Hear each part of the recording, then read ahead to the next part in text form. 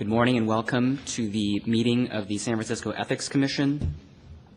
We'll begin by taking the roll. Commissioner Studley is on her way and will be here. Commissioner Liu? Here. Commissioner Rennie? Here. Commissioner Han? The first item on the agenda is public comment appearing or not appearing on the agenda that is within the jurisdiction of the San Francisco Ethics Commission.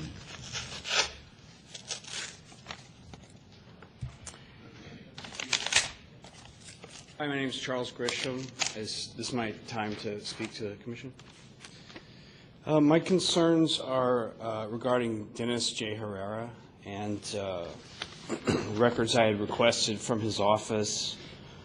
Also, my communications that I'd made to this Commission and the response I received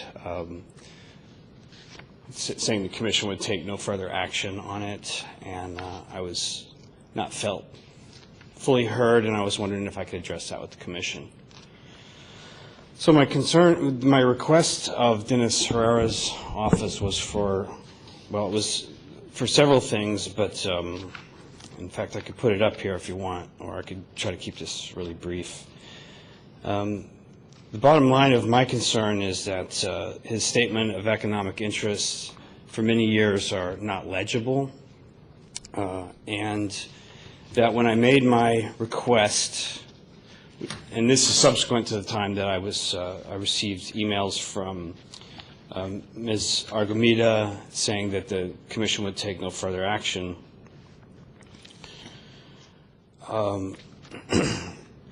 Subsequent to my having made a request of Mr. Herrera's office for a statement of economic interest and other documents, I did receive, so I was in communication with Jack Song. I made it as an immediate disclosure request. Mr. Song said that it was potentially, well, I think he called it voluminous and burdensome. So anyway, it was pushed out to the regular 10-day deadline, which is fine also. None of this is too pressing. And, you know, forgive me, this is my first foray into communicating directly with the city government. So, well, I mean, this is one example. I don't know if you can see this or if you want to see it, but, you know, these are his statements of economic interest, and that's the cover page. So my initial complaint about these, and I voiced this to Mr. Song, is that they're not legible. So they really don't serve the purpose, I think, for which they're intended if you can't read them. Let me see if I can get to a page where, yeah, this is some serious chicken scratch here, in my humble opinion. And so in my response to Mr. Song, I had requested that I receive this information just in a legible form. And so that's that.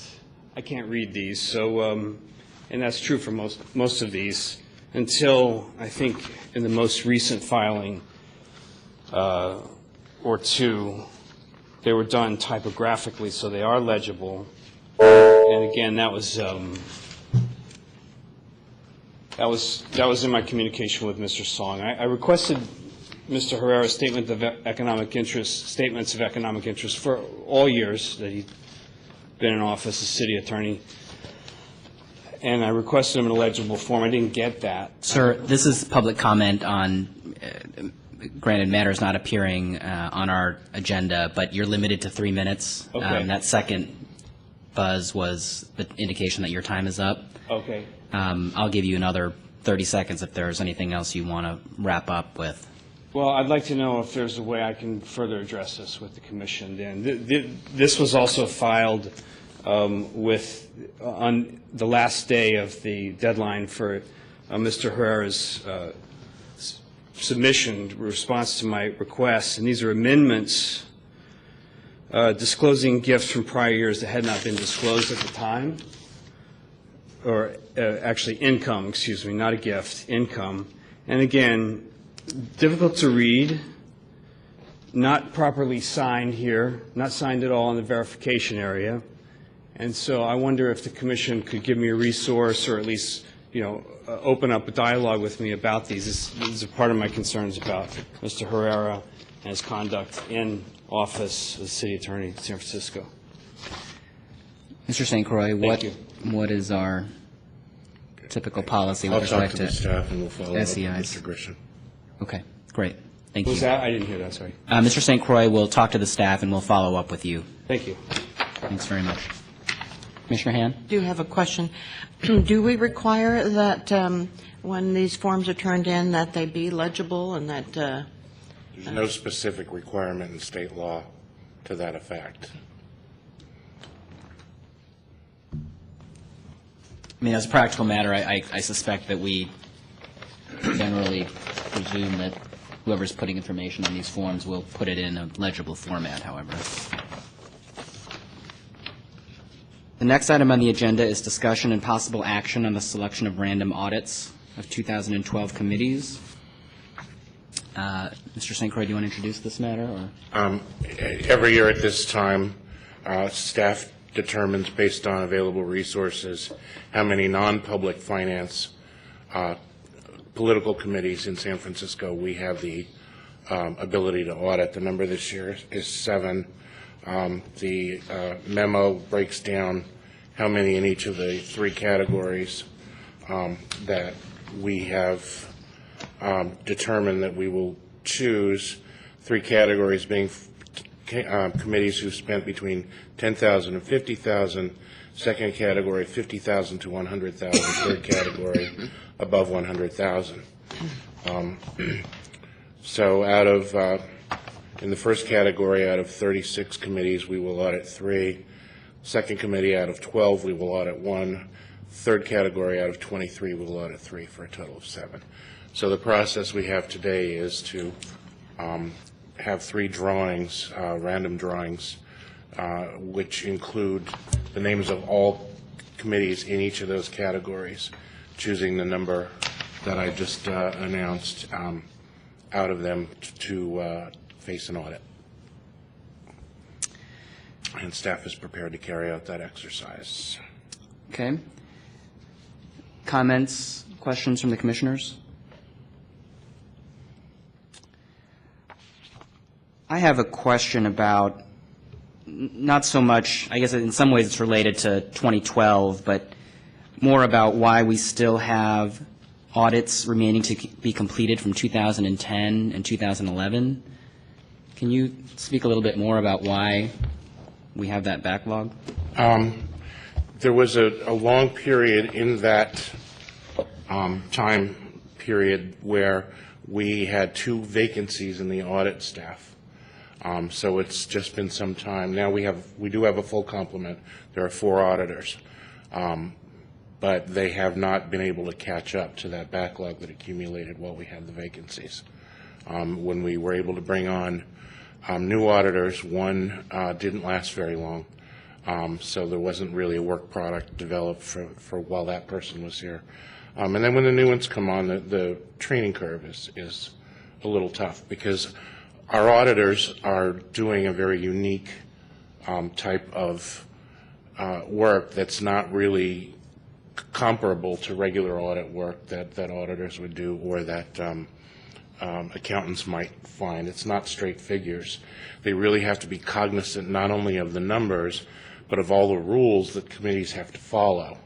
As the Commission knows, the rules are somewhat complicated.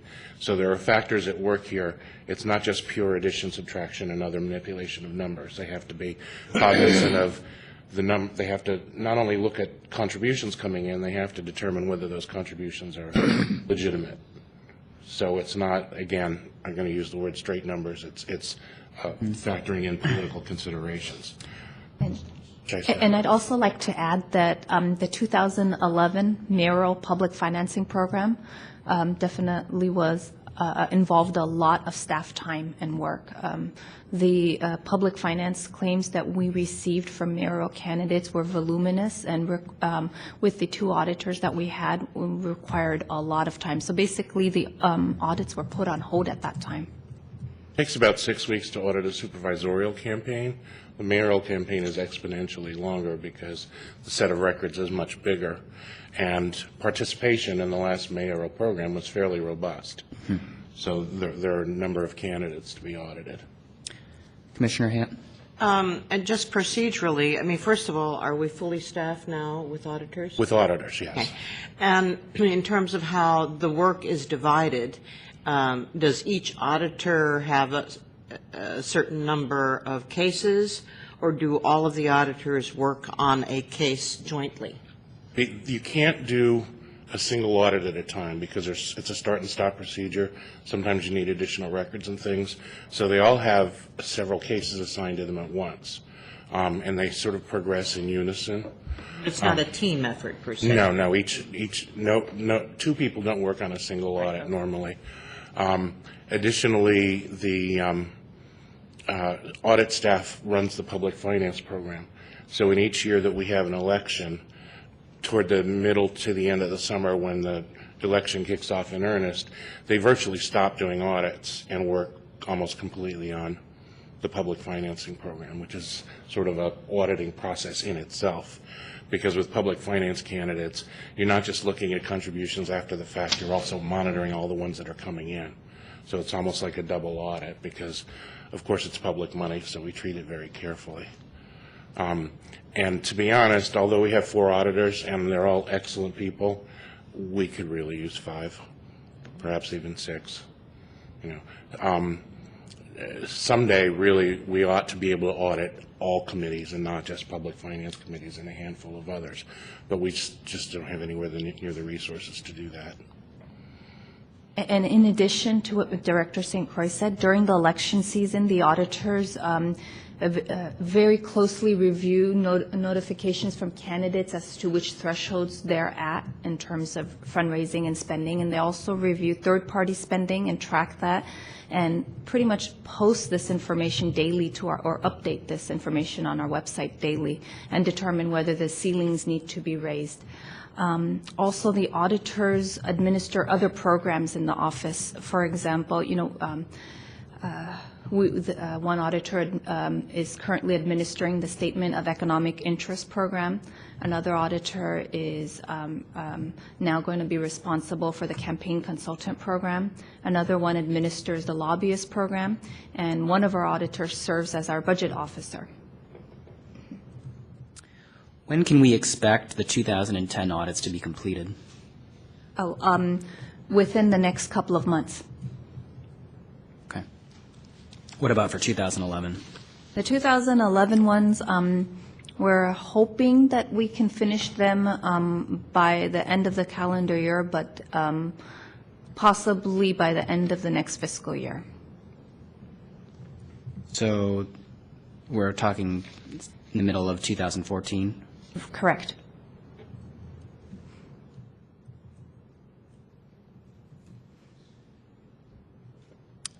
Okay. Any other questions from the commissioners? Has the staff considered less detailed audits of more campaigns? One concern I have is that, and I know we've been doing this for a while and we are constrained by our resources, but we do audit a pretty small percentage, and I wonder whether our mission would be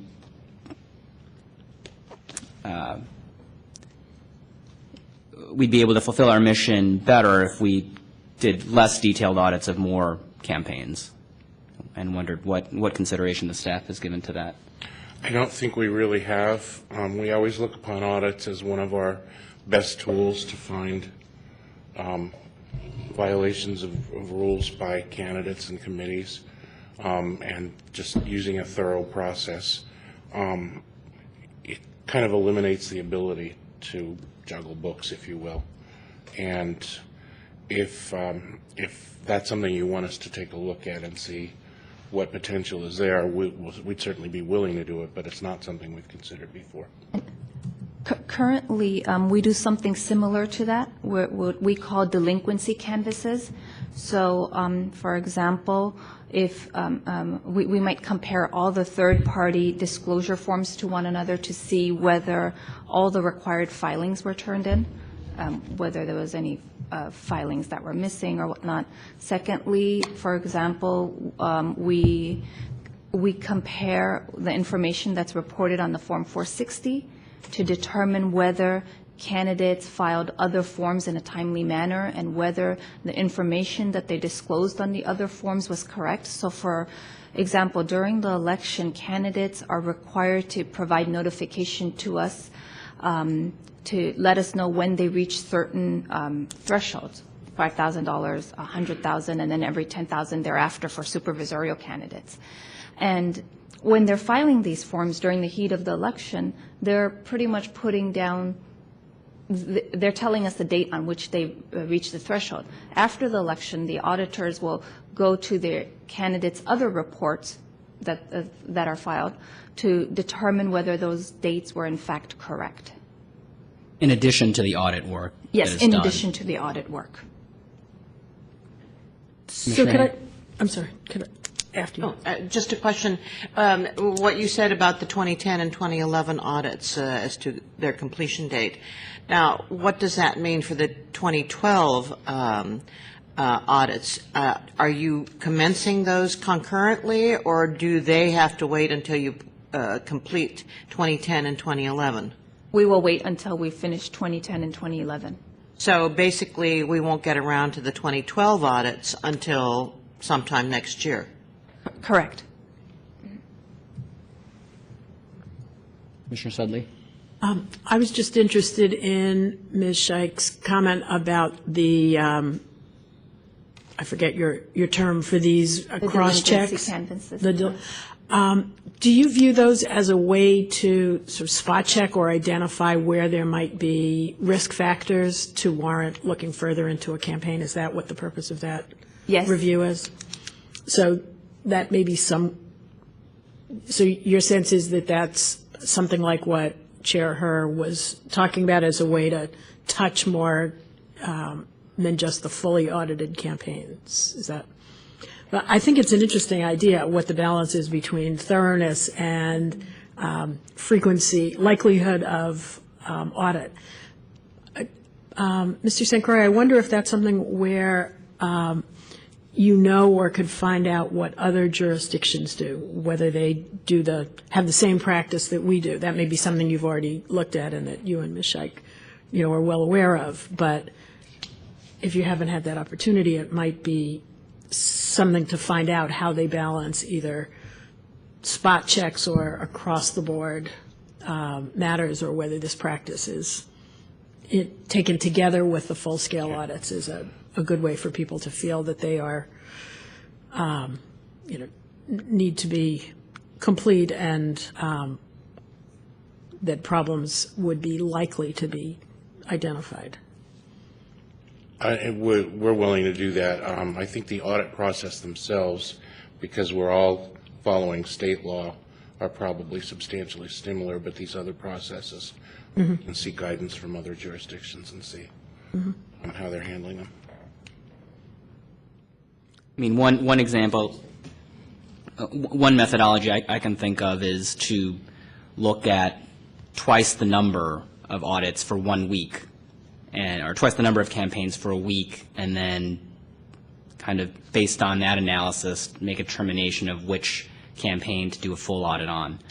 I know that has probably unintended consequences and may lead to a suggestion of choosing which campaigns to audit rather than doing it randomly. But I would ask the commission staff to try to think creatively about how we can touch more campaigns so that we can make sure the public has confidence that we're fulfilling our mission. I would just add that in addition to the random audits, whenever we see a red flag on a campaign, we generally would target them for audit as well, above and beyond. So we kind of have to shoehorn them in. But there have been a number of occasions when, not through an audit and not a public finance campaign, but just because there are certain signs that just obviate themselves that you have to look more closely, and those can easily trigger an audit if they're serious enough. Okay. Public comment? Can I just add one comment? I just want to say that my comments were in the context of being impressed at the list of additional duties, the number of audits, and while I share the sense of eagerness to move through them and not have a backlog that's as aged. I don't want to leave the impression that we're anything but impressed with the quality of work that the audit team does and appreciate the complexity of all of this activity. Thank you for that. At least that's for me. There you- Agreed. I would second that, and if anything, in terms of what Commissioner Herr also said, I mean, if we could find ways in which to simplify the process, to make it easier for staff as well, but to also find the results that we're looking for. I mean, that's the thing. I don't know if I know that there's state law with which we have to comply, but given our technological age, I'd like to think that there might be some sorts of procedural algorithms that could make it easier to do. I mean, I'm sure we don't have the money to have some very, very sophisticated computer form of auditing, but maybe that's something in the future. I don't know. It would be interesting, but again, training a computer to recognize some things that are just, you know, a human eye, knowledge of campaign finance law requires is not something we've seen yet, but obviously the commission would like for us to do this with all good wishes for, you know, the work of the staff. We'll also take a look at what the law absolutely requires and see if there's any adjustments that need to be made there. We kind of anticipate that this can be a lengthy process. Campaigns are taught that they're required to keep their records for a minimum of 4 years, you know, against such a time. We've also adjusted some policies. For example, we used to audit the people who won elections first, but the reality is we know where they're going to be for the next 4 years, so we actually do them last now. And, you know, because other people that don't win elections sometimes really would like to forget the experience, so we kind of have to get to them as quickly as we can. That's a very interesting and complicated question, because the people who win elections are carrying out the public trust. And if they have violated rules in the course of the campaign, then we might be more troubled if they were in office with access to other resources and responsible for other kinds of reporting, whereas people who didn't win, you're right, may disappear, but they're also not, they don't have their hand on the tiller, so to speak. Right. Good point. I have a question. Mr. St. Croix, when you were saying that when you see red flags, that triggers an audit, are you saying at the time? Like when you see a red flag, then the staff will, or the auditor will take that on as a new audit at the time, or it's sort of tabled for later, to be audited later? When we determine to do a targeted audit, you know, for example, on Form 460s, we'll notice a sizable loan or something like that, so we just check that against the rules. If somebody raised a great deal of money in a single day and they didn't have a fundraiser that day, you know, if you get a lot of contributions from people who don't normally have the resources, something like that, we put it in the hopper, if you will. It doesn't necessarily happen right away, but we would assess the risk. Is this candidate going to be around, or is this someone likely to fall off the radar?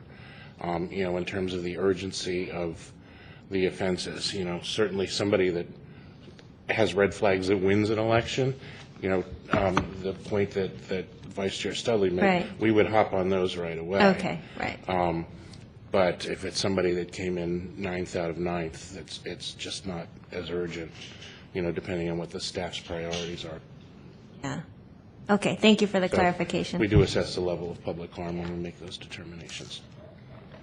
And what happens if you get a public or somebody who claims that there's been a violation? Does that get focused on immediately? Yeah, Then? those are normally would be treated as a staff-initiated complaint, and again, assess the level of public harm, and that would give us sort of the level of urgency that the staff would pursue it.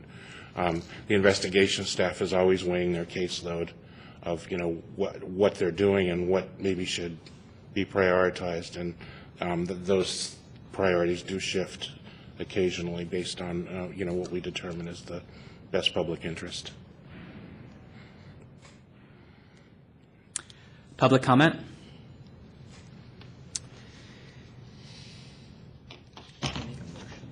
No, we just have to do the drawing. Okay, let's do the drawing of the 7.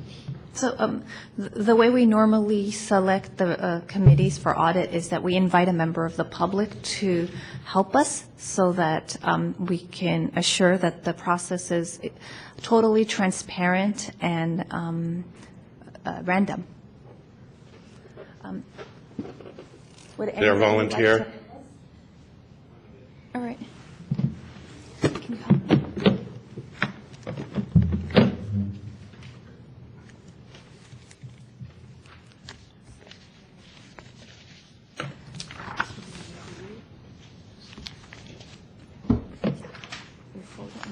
We'll ask the gentleman to. So you'll. I'll have to. Okay, I'll call around. All right. Thank you for volunteering. What we're going to ask you to do is read the names off the pieces of paper that we're going to hand to you so that everybody else in the room can follow the list that we've prepared. Just go right down through the stack and read them. Yes, and what Deputy Director Ng will do is fold them and put them into the box, and then we'll ask you to close your eyes and select a specific number of committees from each batch.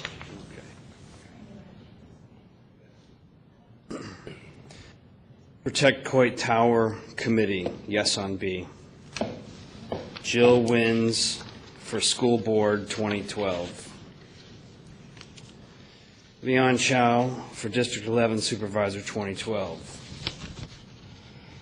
Sandra Lee Fewer for Board of Education 2012. Bacharach for SF Community College Board 2012. Committee to elect Shaman Walton for SF Board of Education 2012. Popek for School Board 2012. Committee to elect Gladys Soto for San Francisco School Board 2012. Bob Squarey for District 7 Supervisor 2012. Steve Myo for College Board 2012. Sam Rodriguez for SF School Board 2012. Re-elect Rachel Norton for Board of Education 2012. Raphael Mandelman for San Francisco Community College District Board 2012. San Francisco Rising Action Fund Committee. National Union of Healthcare Workers Candidate Committee for Quality Patient Care and Union Democracy. FDR Democratic Club of San Francisco. District 11 Democratic Club. African American Democratic Club. Richmond District Democratic Club. Harvey Milk LGBT Democratic Club, PAC. Municipal Executives Association of San Francisco, PAC. One California for All, Leland Yee Ballot Measure Committee. San Francisco Building and Construction Trades Council Political Organization of Workers for Employee Rights, Power PAC. Unite Here Local 2, PAC. Coleman Action Fund for Children Committee. This Land is Your Land. Elect Women 2012, a committee to support Anderson, Cohn, De Jesus, Dunning, Elias Jackson, Young, Katz, Levitan, Mendoza, Migden, Mondahar, Pimental, Rosenthal, and Wolf for San Francisco Democratic County Central Committee.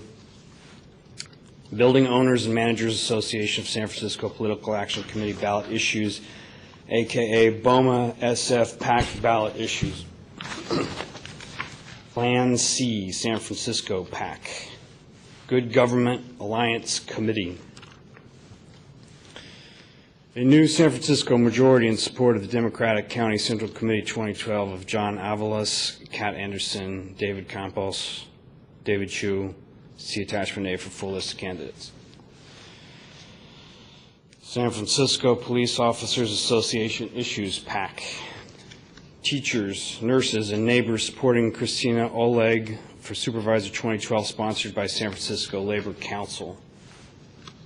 San Francisco Parent Political Action Committee. Friends and neighbors in support of Mike Garcia for District 7 Supervisor 2012, a coalition of taxpayers, residents, and the San Francisco Apartment Association. San Francisco Police Officers Association Independent Expenditure Committee.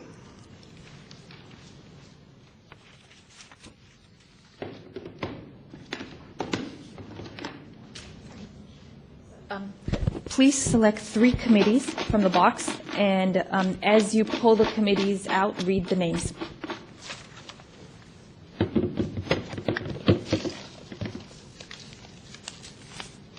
San Francisco Rising Action Fund Committee.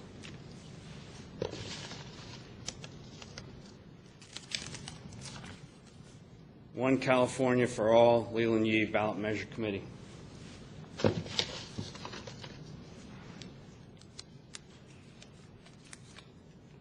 POPEC for School Board 2012.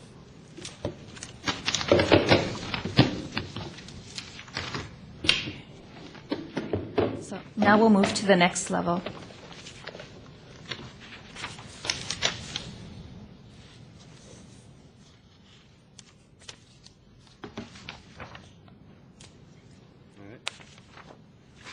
San Franciscans for Competitive Bidding, supported by San Francisco Bay Railroad, Quentin Kopp, Tony Kelly, environmentalists, small businesses, and San Francisco ratepayers. Re-elect Natalie Berg, Community College Board 2012. Hanalung for College Board 2012. Avalos for District 11 Supervisor 2012. Matt Haney for School Board 2012. Teachers, firefighters, and neighbors supporting F.X. Crowley for Supervisor 2012, sponsored by San Francisco Labor Council. Alice B. Toklas, Lesbian and Gay Democratic Club, PAC. San Francisco Labor and Neighbor Member Education / Political Issues Committee. Golden Gate Restaurant Association, PAC. SF Forward, sponsored by San Francisco Chamber of Commerce. San Francisco Apartment Association Political Action Committee. Progress for All.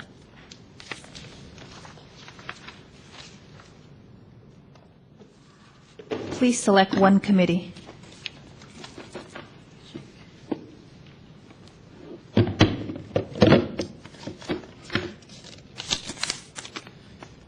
Re-elect Natalie Berg, Community College Board 2012.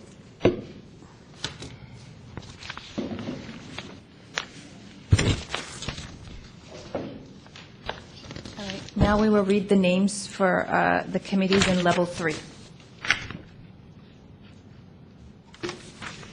Committee to Save Our City College, Yes on A, supported by thousands of San Franciscans who support education. See attachment sheet for full committee name. Yosemite Restoration Campaign, Yes on F, sponsored by Restore Hetch Hetchy.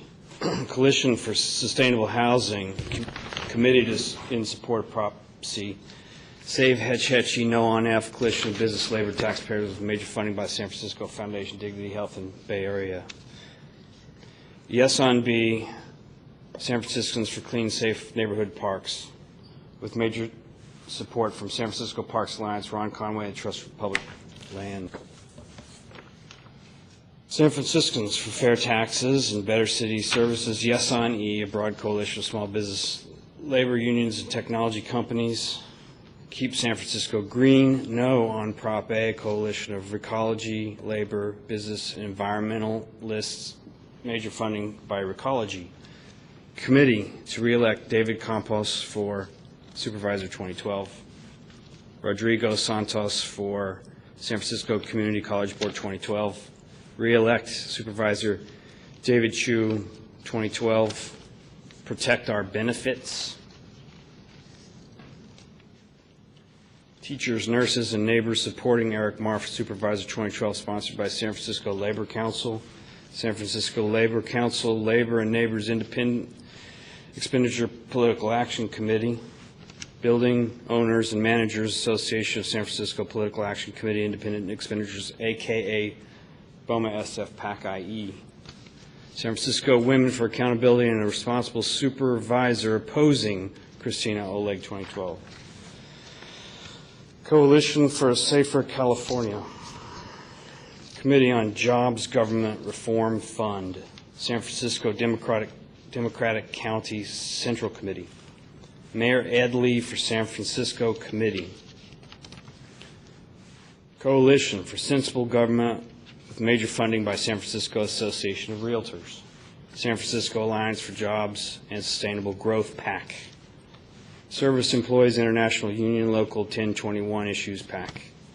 SEIU United Healthcare Workers West Political Issue Committee.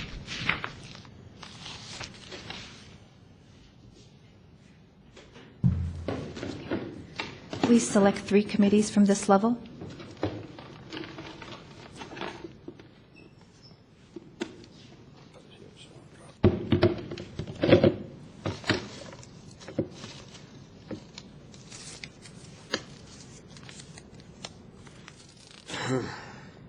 Mayor for Ed Lee, San Francisco.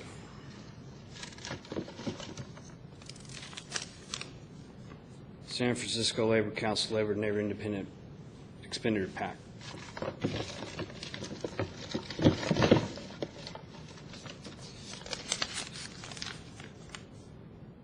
San Franciscans for Fair Taxes and Better City Services, yes on E.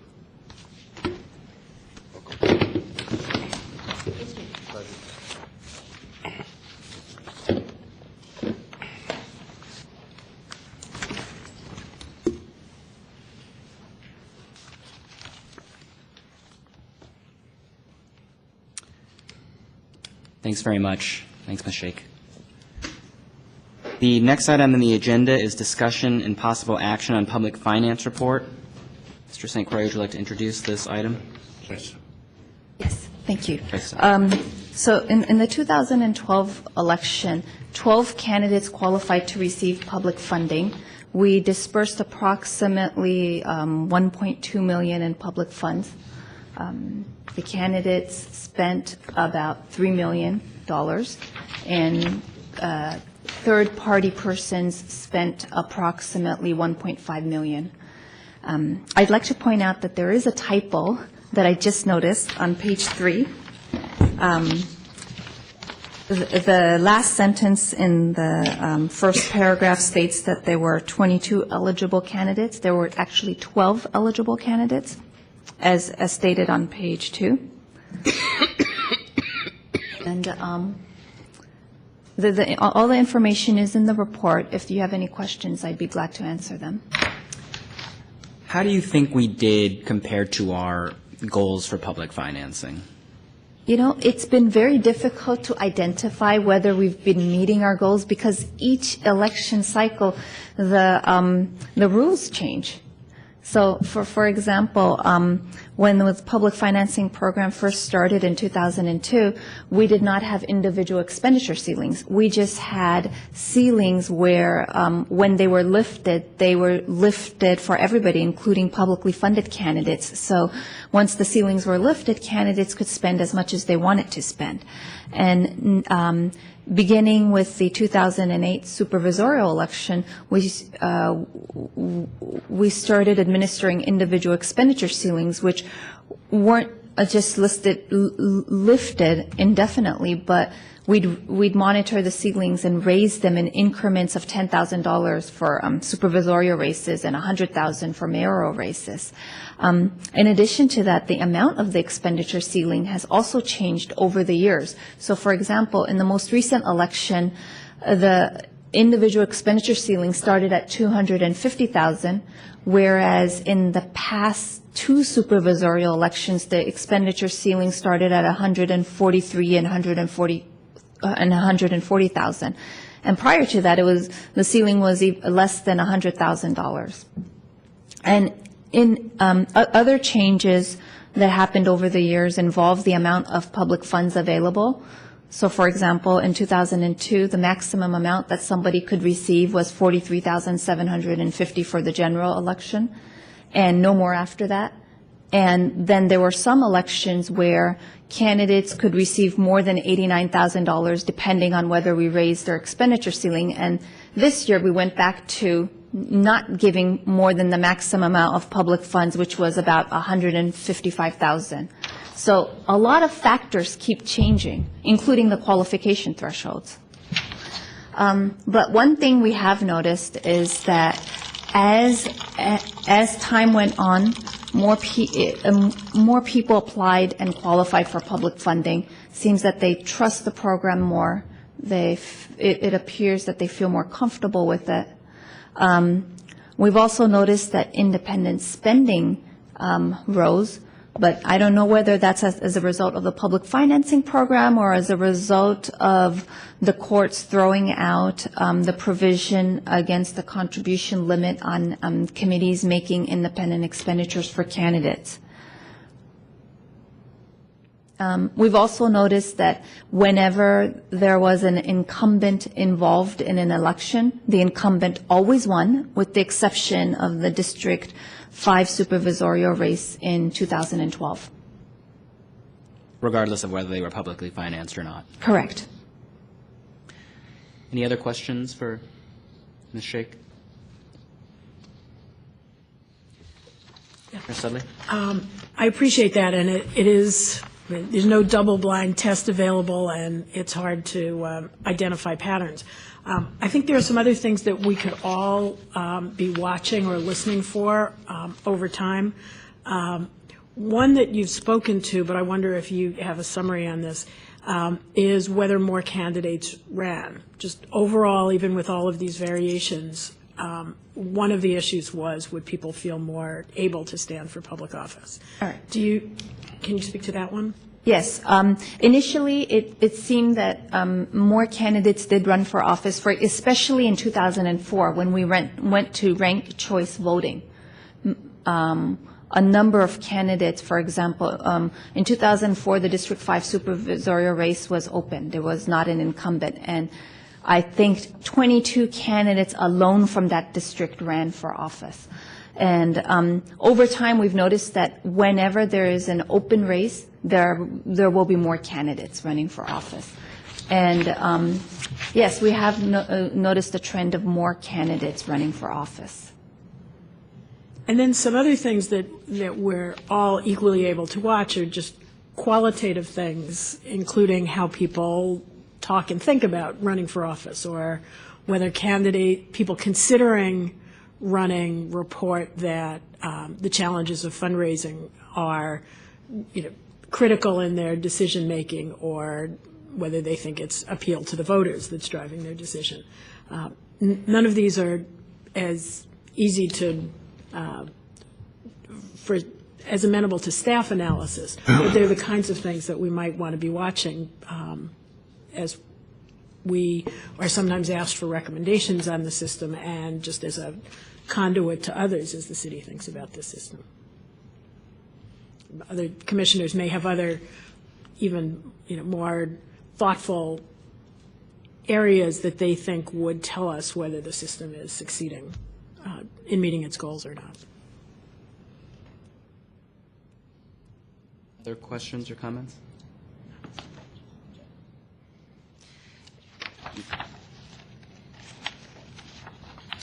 I think that Commissioner Studley raises a good point, and I certainly appreciate the opportunity to analyze a report this detailed, and thank you for putting it together. It gives us all a chance to think about this program in a detailed way on an annual basis. So thank you for that. Public comment?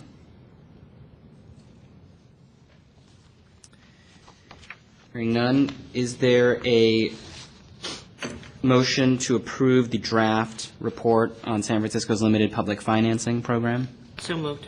Second. I guess subject to Ms. Shake's amendment to that sentence.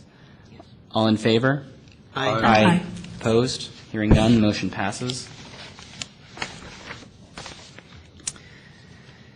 The next item on the agenda is discussion and possible action on election of the chair and vice chair for the San Francisco Ethics Commission for the coming year. Generally, we choose the chair first and then the vice chair. Any member of the commission can nominate either themselves or another commission. Nominations do not require a second. Are there nominations for the position of chair?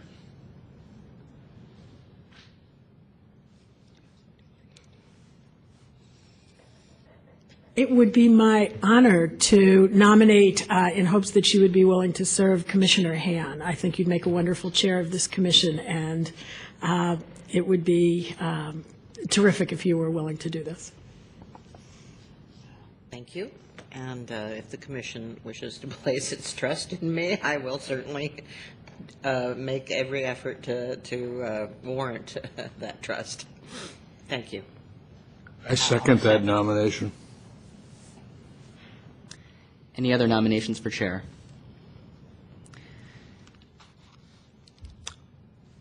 Public comment? All in favor of electing Commissioner Han as chair of the San Francisco Ethics Commission? Aye. Aye. Opposed? Hearing none. Congratulations, Commissioner Han. And Ben-Hur Or becomes, condolences. and Ben-Hur becomes the most relieved person. I think they should, the public should understand, though, Commissioner Hur has been termed out. It isn't that we decided we needed a new commissioner, new chairman. Thank you, Commissioner Rennie. Question, it is a one-year term, is that correct? Correct. You can be re-elected a second time, I think. I want to make sure I'm not committing the rest of my life to this. Too late. It just feels that way. Nominations for vice chair. Well, I'd like to nominate Commissioner Rennie for vice chair. Any other nominations? Okay. All in favor of Commissioner Rennie for public comment. Sorry. Okay. All in favor of Commissioner Rennie for vice chair?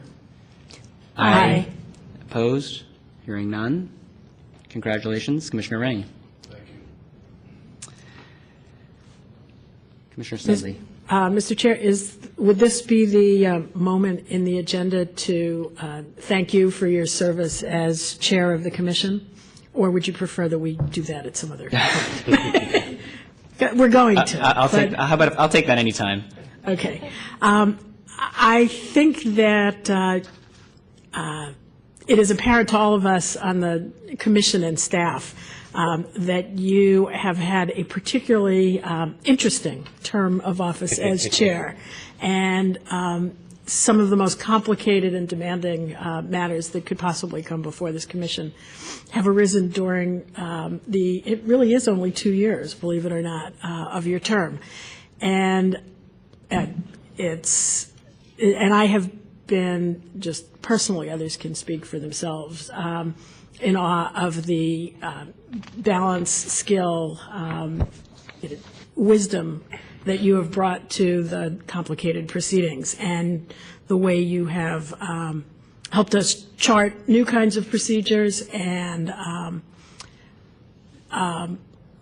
your respect for the public's participation and involvement, while also helping us carry out very difficult matters. So I just want to thank you for doing this. It's a pleasure to serve with you, and it's been a particular pleasure to serve while you were chair. Thank you, Commissioner Studley, and many thanks to you as vice chair. I know that I leaned on you many times, and definitely appreciate the wisdom and advice. You've been here the longest and have the most history, and I've definitely appreciated your help on that. And to the commission as a whole, I think we all went through this pretty rough 2012 together, and I think we worked very well together. The staff, of course, did a tremendous job, and it was challenging, but I think we're all the better for it. And so, thanks to all of you.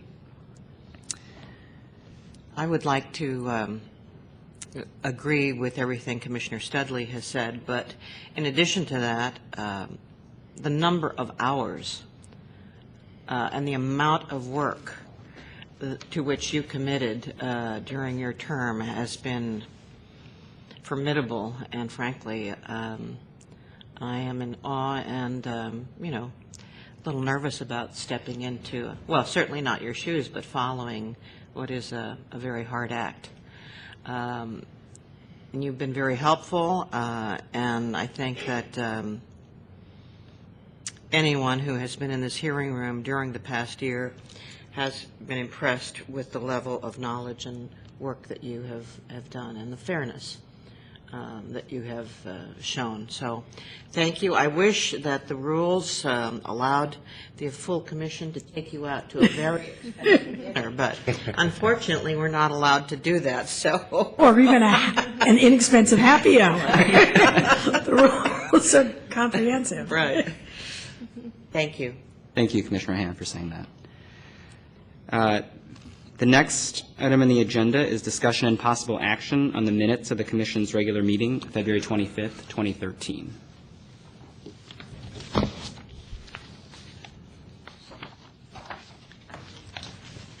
Public comment? No David Pilpel today, so. He's still Do our in- own proofreading. He's still in bed. Yeah. Any edits or revisions to the draft minutes? Is there a motion to approve the draft minutes of February 25th, 2013? So move. Second. All in favor? Aye. Opposed? Hearing none, the motion passes. The next item on the agenda is discussion of the Executive Director's report. I would just mention to the commission that we've met all our budget deadlines and submission dates so far, and I'm confident that we'll continue to work with the mayor's office and the board to realize our budget requests this year. So I'll be paying a great deal of attention to that as the next couple of months go by. As normal, our budget hearings at the board are in 2 weeks in June, and of course I'll be covering those. But I'm hopeful that we'll be able to get, if not our actual request, something very close to it. Okay. Public comment on the Executive Director's report. The next item on the agenda is items for future meetings. Commissioner Liu? Thank you, Chair Herr. I would like to make an announcement at this time. As my fellow commissioners know and the executive director knows, in December I became a new mom of an infant, a newborn baby boy. So these past 4 months have been wonderful and delirious, but I recognize that there are just not enough hours in the day. Particularly now that I'll be going back to work full-time this month. So it is with heavy heart that I announce that this will be my last meeting. I just won't be able to commit the time anymore to this commission. I wanted to say thank you to everyone here, my fellow commissioners. It's been really an honor and a pleasure to serve with you these past 2 years. And as Commissioner Hayon and Commissioner Studley alluded to, it was a difficult and passionate couple of years we had, and I was proud to be a part of it, and thank you for your leadership, Chair Herr. I've seen the number of hours you've spent, between your day job and this commission, and I echo everything that Commissioner Studley and Commissioner Hayon have said about your leadership. It's just been amazing. So thank you, and thank you very much to Mr. Johnson Croy. I wanted to say thank you, and to the staff in the City Attorney's Office for all of your hard work. I've seen the time and dedication you spent accomplishing the goals of the commission, and it's been a pleasure working with everyone. So thank you. Thank you, Commissioner Liu. You will be sorely missed. Your preparedness for every meeting, your insightful comments, your fair-mindedness, I know I certainly appreciated it a great deal, and I'm sure the public and all of us did, and we very much thank you for your service. Wish you the best with your new challenge and joy, and we will miss you very much. Thank you, Chair Herr. Thank you. I just want to add, I think you picked on exactly the right characteristics. Commissioner Liu's fair-mindedness and expertise at the same time have been tremendously valuable, and I, too, have appreciated working with you. Your particular skills this year as a litigator and somebody experienced in handling the kind of complex materials that we had, and your insight into how to maneuver that situation in a highly professional way was really a pleasure working with you. Thank you. Thank you, Commissioner Studley. Thank you. You will be sorely missed. It's been a pleasure getting to know you, and of course, I echo all the other sentiments, but on a personal note, it's really been a pleasure getting to know you. Thank you, Commissioner Hayon. Chair Hayon. And I also echo all those comments, and I was very sorry when you advised me that you were going to step off, because I have always appreciated the comments and questions that you've asked, particularly of some of the public and some of the difficult proceedings that we had. And hopefully the Board of Supervisors will find somebody, hopefully, with your wisdom and your judgment. Thank you. Thank you so much, Commissioner Rennie. Thank you.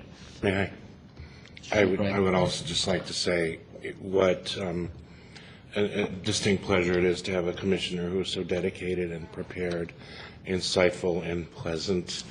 And it just, when the commissioners come and they have the work that the staff did and they've read it and they have contributions to make and insights into what we do, it really validates the work that we do to have the commission members like you and really all of you that take the time to evaluate what we present to you and to enrich it and to help us to do the best job we can. And it means a lot.